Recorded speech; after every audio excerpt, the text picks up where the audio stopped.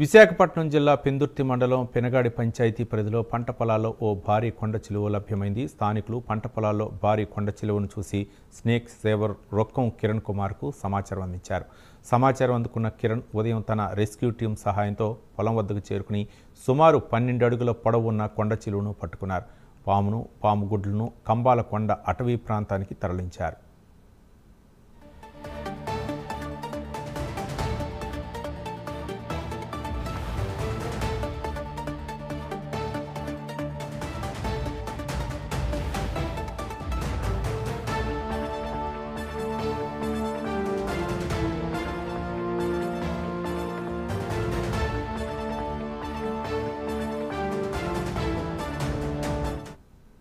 దగ్గర ఒక agriculture land లోని పైథాన్ ఉందని చెప్పి రైతులందరూ కలిపి మనకి ఇన్ఫార్మ్ చేశారు. ఇప్పుడు రెస్క్యూ చేద్దాం మొత్తం స్నేక్ సొసైటీ టీం అంతా కూడా వచ్చాం. లోపల చూస్తే పాపం రైతులంతా కూడా భయంతో పని చేస్తున్నారు, భయపడుతున్నారు.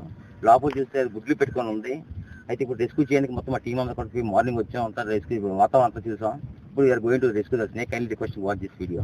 ఇటువంటి పాము కనిపించినప్పుడు కూడా ఎవరు కూడా చంపే ప్రయత్నం చేయొద్దు. చూడండి, వీళ్ళు పాముని చంపకూడదని చెప్పి నా నెంబర్ ఎత్తుకొని సొసైటీకి ఇన్ఫార్మ్ చేసి నీ రాగానే మమ్మల్ని అందరూ కౌగులించుకొని అమ్మ మీరు వచ్చారు దీన్ని కాపాడని చెప్పి మమ్మల్ని బతిమాలి బంధిస్తే, ఇలాగే అందరూ కూడా పాములు చంపకూడదు, చాలా పర్యావరణకు అవసరం.